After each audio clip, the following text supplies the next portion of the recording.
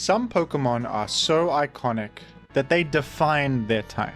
What do I mean by that exactly? Personally, if you asked me to think of a ghost type in competitive Pokemon, I would immediately think of Gengar. Even though Gengar isn't the strongest competitive ghost type of all time, with Dragapult rising up to overtake it in recent games, I still very much associate the ghost type with Gengar. For years, this was the ghost type, and it's intertwined with the identity of the type more than any other Pokemon. I would like to identify the most definitive examples of Pokemon from every type in the game. Not necessarily the best Pokemon of the type, but the first one you would think of if asked to name a Pokemon of that type in competitive. So let's get right into it, starting off with Gengar. I think the reason Gengar is so strongly associated with the ghost type is because for a long time it was basically the only option. In Gen 1, this is literally true, Gengar is the only fully evolved ghost type. But even in Gen 3, when they added more to the game, like Banette and Dusclops, Gengar was by far the most powerful and competitively central. It certainly helps that Gengar is an amazing competitive Pokemon through and through, with fantastic stats, high speed and special attack serving it well, and a vast move pool with every special attack and utility move you could possibly dream of. Gen 4 was when Gengar first faced some stiff competition as a ghost type, with Rotom hitting the scene. All of the Rotom forms are Electric Ghost in this generation when they first debuted, and these are actually better than Gengar, but Gengar is still holding on to viability, superior as an offensive Pokemon and with unique options that Rotom lacks, like Explosion. Gengar holds on to its viability in Gen 5 and 6, and in fact Gengar received one of the most powerful Mega forms in the whole game, with Mega Gengar having absurd stats, 170 special attack, and the ability Shadow Tag, which traps the enemy with you. This is the most powerful trapper in the whole franchise. Unfortunately, from Gen 7 onwards, Gengar would be nerfed severely, losing its incredible ability Levitate in favor of the much worse Cursed Body. I think this is because Gengar is not technically levitating and they wanted some more logical consistency in the series. It's very important to be logically consistent, extremely so. Possibly this was also to nerf Mega Gengar, because having Levitate in your base form is very powerful for a Mega Evolution. Regardless, Gengar was never the same.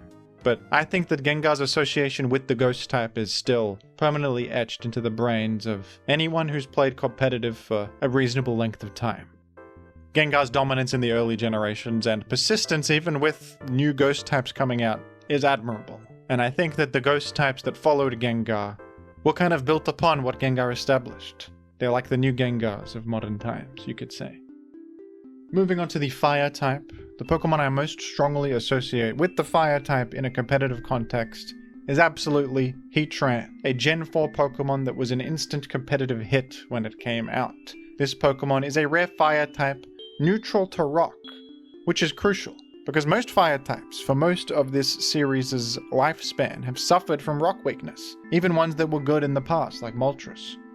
Heatran sidesteps this issue with its complementary steel typing, taking minimal damage from Stealth Rock compared to its contemporaries. Heatran's stat distribution is quite good, especially the defenses and the high special attack, but it's nothing broken either, with a fairly low 77 speed, and Fire Steel being a targetable typing, with its ×4 weakness to ground.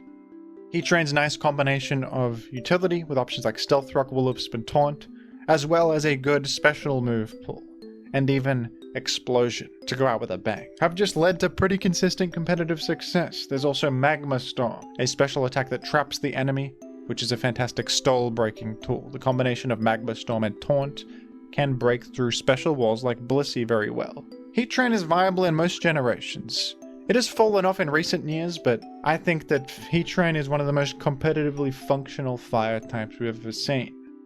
The identity of the fire type changed a bit when Boots was introduced, as many fire types that could not exist prior had new life breathed into them as a result, but Heatran was always there before that. And I think the association of Heatran with the fire type is very strong. Up next is the water type, and I think there's no other choice for this but Starmie. Starmie is iconic to competitive, and when I think of a competitive water type, this immediately comes to mind. Starmie was an immediate success back in Gen 1 when it released, In fact, Starmie did something historic in Generation 1, eventually over time dismantling what was known as the Big Four. The Big Four of Gen 1 were Tauros, Snorlax, Chansey, and Exeggutor. They were considered untouchable. But Starmie usurped Exeggutor and became the new number 4 ranked Pokemon in Gen 1 in usage and viability, and that was a massive deal. Starmie's high speed and fantastic special move pool, as well as utility options like Recover and Thunder Wave, were a recipe for success back then. In the very next generation, it received Rapid Spin, which would go on to define it for years to come as an outstanding utility option that removes hazards from the field. In Gen 3, Starmie received the ability Natural Cure, adding to its value, and Starmie's competitive success stretched all the way up until Gen 6, incredibly impressive for a Gen 1 Pokemon. Even though Starmie has fallen off in more recent games, I think that it's still the most iconic competitive water type in the history of the series, with an illustrious career and many accolades to its name. For the normal type, there is no other choice but Blissey. It's a simple one. Blissey is the most competitively successful normal type ever, and naturally the most iconic. This Gen 2 evolution for Chansey is the greatest special wall the series has ever seen. And even to this day, nothing can wall special threats like Blissey. It's a simple Pokemon. It's a defensive utility guy with one job, but it does that job extremely well. What can be said? Blissey has stood the test of time. It probably will always be the best special wall unless some incredible power creep that we can't imagine hits the scene in Gen 10. And also a shout out to Chansey, who was just as excellent in Gen 1 and is sometimes used instead of Blissey ever since Gen 5 when the Eviolite item was introduced and Chansey could achieve superior defensive stats thanks to that. For the electric type, it's another easy one. It's by far Zapdos. Zapdos is the most consistent competitive Pokemon in history, with an OU ranking in every single generation except for Gen 5. This electric flying type with a good mix of solid stats, good defensive and offensive options, has just aged incredibly well, and it is absolutely the electric type. There is no other electric type with such longevity, success, and icon status. I would be surprised if you disagreed with this one. For the grass type, I think it's without a doubt Ferrothorn as the most definitive choice in the series. Ferrothorn debuted in Generation 5, shooting up to superstardom instantaneously as a Pokemon that dethroned a lot of defensive spikers that came before, like Forretress and Skarmory. Ferrothorn rose to the top and became the new best one immediately. With its powerful grass-steel type combination, the ability Iron Barbs, a built-in rocky helmet, and every hazard you could want, Spikes and Stealth Rock, and every utility move you can want too, Knock Off, Thunder Wave, Leech Seed. The guy even hits pretty hard with Power Whip and Gyro Ball. It's a good mix of offense and defense, initiative, long-term value from layers, direct attacks, crippling effects like Thunder Wave, and the stats are excellent on this with very well-balanced defensive stats. Ferrothorn is used in OU, it's used in Ubers. If it comes back to the franchise, it'll be used again. It's an eternal fact of life. They got this one right from the beginning, and in every generation following, Ferrothorn is present and it's thriving. For the ice type, I think that it would have to be Weavile. I think Weavile is the most competitively relevant and iconic ice type of the series. It's a rough one because ice is not a very good type, and personally I was considering choosing Mamoswine for this because of my personal affinity for that Pokemon, but if we're being honest, Mamoswine is viable in a couple generations. Mamoswine does not have the longevity and continued success that Weavile has, and the association with the type that Weavile has. Weavile is a rare ice type that is extremely functional competitively because of its high speed, high attack, and fantastic physical move pool. It is difficult for ice types to rise to the top of competitive, it is. And there are some other ice types that have thrived, but Weavile is the one that shows up the most often, that I think most would think of if asked to name an ice type. For the fighting type, it was actually quite a tough one, but I decided to go with Breloom for this, and I'll explain why. I think that this type might have the most differing answers of all of these, because there isn't one definitive fighting type that keeps returning, usually. In the early gens, you had Heracross, who was the king of fighting types, and maybe Machamp. Gen 4, you've got Lucario and Infernape rising up. In Gen 5, there's Terrakion. In Gen 6, there's various Mega Evolutions like Mega Lopunny and Medicham. In Gen 9, you've got all the new Paradox Pokemon. But there's not one that's really consistent throughout the years, except for Breloom, I think. Breloom debuts in Gen 3 and has a respectable competitive career from there, viable in multiple generations to come. I think that Breloom is the best answer here. Breloom is of course defined by its famous option of Spore, which is a 100% accurate sleep move, but it also has an outstanding physical move pool and a good attack stat to take advantage of the free turn gained by Spore. Interestingly, Sleep is banned in Gen 5, but Breloom is still a great choice there thanks to its other ability, Technician, allowing it to be a pretty fantastic wall breaker and hit like a truck with Mach Punch. It also has Poison Heal, which allows it to run more defensive sets and crucially be immune to Scald Burns, which are running rampant in Gen 5. So personally for the fighting type I would go with Breloom, but I'm sure that many of you have different answers for this question. This would be one of the more divisive ones, I imagine. For the poison type, it is of course Muck. No, just kidding. It's not Muck. This one might go against the ethos of the list so far, but I think that I would choose Galarian Slowking as the most iconic, definitive poison type in my mind, personally. Even though this is only a recent addition to the series in Gen 8, I think that they have created a real winner here that will stand the test of time and be associated with poison more than anything else. Maybe you could view this as a prediction for the future. This could be like what Ferrothorn was for the grass type back in Gen 5. I think it's on that level.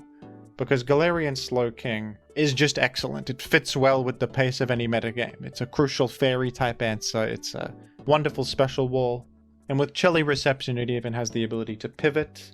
This is the kind of defensive Pokemon that it was made to thrive for modern times. And I don't know if I associate any other poison type strongly with a competitive role. There is Toxapex, who I hate and don't want to think about. There is... what else is there? Tentacruel, temporarily in Gen 5. But I don't know, call me crazy, but I'm going Galarian Slowking here. Even though it's a new Pokemon, I think it's already defined the poison type for the future. For the ground type, it's absolutely Landorus Therian. Everybody knew this already, didn't we? Landorus Therian released in Gen 5, and it is, much like Ferrothorn, the new face that absolutely dominated the role of bulky ground type from then on. With its incredible typing, ground flying, the ability to intimidate, which is always useful, outstanding move pool, incredible stats, the ability to pivot with U-turn, Landorus Therian has everything. It even has knockoff for item removal, defog for hazard removal. In Gen 9 it lost some options, but it's still thriving competitively, and there is no other Pokemon as strongly associated with the ground type. For the Psychic type, it's another tough one. There's probably different answers for this, but personally I would pick Mew, an extremely classic Pokemon from the Gen 1 games, initially an Ubers ranked Pokemon in the first 4. But I think Mew has a solid stretch of competitive excellence where its incredibly diverse move pool, being able to learn every single TM in the whole game, as well as its 100 base stat total across the board, just led to extraordinary set variety and gap-filling potential. And I love using Mew. I think it's a beautiful Pokemon to build with and experiment with because of the sheer amount of options at your disposal. And Gen 9 was unfortunately not kind to Mew, as it severely nerfed the Pokemon, removing one of its most crucial options, that being a form of recovery. But I still personally associate a competitive Psychic type most with Mew. For the flying type, I've personally gone with Tornadus Therian, and this is interesting because a lot of the Pokemon I've talked about already are flying types. It's one of the most common dual types to throw onto a Pokemon. But Tornadus Therian is uniquely a mono flying type, which is pretty rarely seen. So I suppose for that reason it's easy to associate it with the flying type because it's actually a mono type. And Tornadus Therian is an incredibly consistent competitive Pokemon with its fantastic speed, ability regenerator, giving it some long-term value and the ability to heal consistently, and crucial utility options like defog and knockoff, and even U-turn to pivot. This Pokemon is everywhere in multiple OU generations, defining the flying type in all of them. It has fallen off a bit in Gen 9, probably mostly because it lost defog, but I still would say this is the most definitive flying type. For the bug type, it has gotta be Scizor. a Pokemon from Gen 2 that rose to serious prominence in Gen 4 with some significant buffs. In Gen 4, Scizor received Technician, an ability that boosts the power of moves with a base power of 60 or below. Scizor also gained Bullet Punch and a huge amount of new physical attacking options. Scizor's excellent Bug-Steel type combination and solid stats were a recipe for success. It's rare for bug types to succeed competitively, similar to the ice type, but Scizor is an example of a bug type not just succeeding but thriving.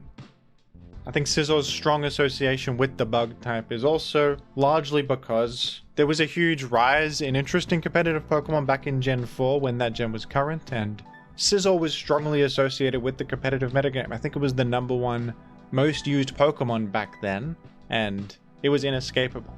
It defined the format almost. And it would go on to be a very consistent competitive Pokemon moving forward as well. For the rock type, who else but Tyranitar, the GOAT of competitive Pokemon. Rock is another type that doesn't always succeed competitively. A lot of weaknesses, a lot of shortcomings, but Tyranitar defies such an idea with its competitive excellence in most generations in the entire series. Tyranitar's ability Sandstream is iconic, setting Sandstorm on the field permanently in Gens 3, 4, and 5, and temporarily from Gen 6 onwards.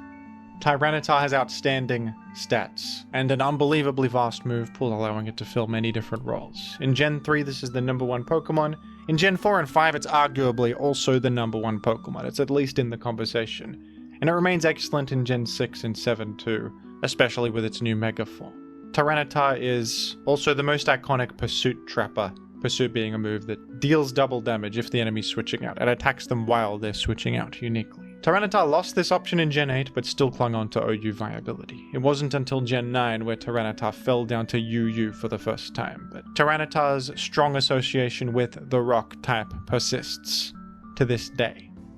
For the dragon type, it would have to be Dragonite. Who else? An icon of the series, first released in Gen 1, that really found its footing competitively in Gen 4 when Salamence was banned and it was able to fill its shoes very well. Dragonite has fantastic stats, a great offensive move pool, and crucial options like Extreme Speed, Draco Meteor, Superpower. Beautiful set of tools allowing it to be a physical attacker, a special attacker, or somewhere in between with mixed sets. Dragonite got even better when it received the new ability Multiscale at Gen 5, an incredible get allowing it to survive almost any hit if at full. And so many new mechanical changes benefited Dragonite. Z-moves in Gen 7 benefited Dragonite. Boots in Gen 8 did, and also Terra in Gen 9. Dragonite is better than ever in Gen 9 as one of the top Pokemon of OU, and without a doubt the most competitively successful and iconic dragon type in this series, no question. For the dark type, we have another slightly tough one because I've already chosen Weavile as an ice type representative and Tyranitar as a rock type representative. I don't want to do doubles here. So I have an answer, but I am cheating a little bit. I've gone with two Pokemon here, Bisharp and Kingambit, and they are in the same family. Kingambit evolves from Bisharp, so I think that counts, and I think that's fair. I personally strongly associate Bisharp with the new and improved Knockoff in Gen 6. Knockoff was buffed massively in Gen 6 to the point where it became the best move in the whole game in the eyes of many. It received a power increase up to 65 and a damage increase if knocking off an item with it. This knockoff buff made dark types overall significantly better, and Bisharp was one of the greatest beneficiaries of this, rising to OU status in Gen 6 for the first time. With its solid Dark Steel typing, the strong ability Defiant, which is also able to counter the all-new Defog, and the crucial Sucker Punch, which introduces mind games and allows you to have a form of priority to make up for your fairly low speed, were all a recipe for triumph.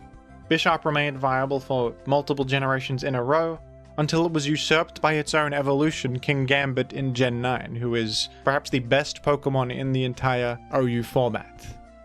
Kingambit has even stronger stats and an even stronger ability, Supreme Overlord, which increases your damage output by 10% for each fainted ally. The damage increase from this is unbelievable.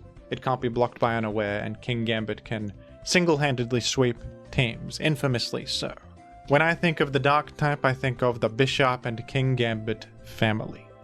For the Steel type, my choice is Skarmory. Skarmory was a Gen 2 Pokemon that instantly thrived in competitive thanks to its outstanding Steel Flying type combination and incredible defensive stats. This guy's defense is base 140. Truly excellent. In Gen 2 and 3, Skarmory was known for not being weak to any physical attacks at all, since the physical special split did not exist yet, and there were no physical fire or electric type attacks to threaten Skarmory. Skarmory is one of the few things in Gen 2 that holds a candle to Snorlax, and it conveniently checks almost every problematic physical threat in that metagame, and can well win them out. In Gen 3, Skarmory rose to incredible heights, gaining access to spikes, which made it so much better it's almost indescribable. Skarmory, in the eyes of some, is the best Pokemon in Gen 3. It's between Skarmory and Tyranitar, and they are quite close. Skarmory defines this metagame more than any other Pokemon, defensively thanks to its ability not only to wall everything, but to dodge so many common popular strategies. It's immune to spikes itself, it's immune to Sandstorm, and it's immune to Toxic. Feels like this guy has Magic Guard in Gen 3 with the amount of stuff it's immune to. Skarmory's competitive triumph would persist for generations to come. It was kind of usurped by Corviknight, who is overall a little bit better and a very similar Pokemon, but Skarmory still has some benefit over Corviknight with its access to those hazard-setting moves and a superior defense stat. I don't think there's any other Steel type as iconic as Skarmory. And finally, the Fairy type, a relatively new type compared to everything else, introduced in Gen 6. And in Gen 6, many previously non-Fairy types were converted into Fairy types, most notably of all, Clefable, who was converted from normal to Fairy. And this changed everything for Clefable. Becoming a Fairy type was a huge buff, as Fairy is one of the most powerful defensive typings you can get. It only has two weaknesses, to Steel and Poison, which are extremely easy to cover with teammates. And Fairy has fantastic resistances to Fighting, Dark, and Bug, and a complete immunity to Dragon, which is crucial. Offensively, Fairy is also excellent, hitting Dragon and Fighting types super effectively. And you have one of the greatest special attacks in the game to your name, Moonblast, which has a 95 power and a 30% special attack drop chance, an outstanding attack.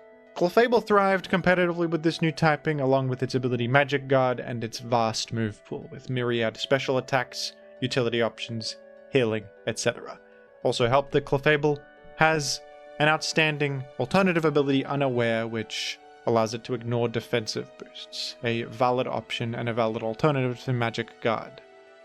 Clefable is one of the poster childs for the Fairy type and the most persistent and competitive, viable in every single generation since Gen 6. Still a prominent force in Generation 9 to this day. And that does it, folks. Do you agree or disagree with my choices here for most definitive Pokemon of each type?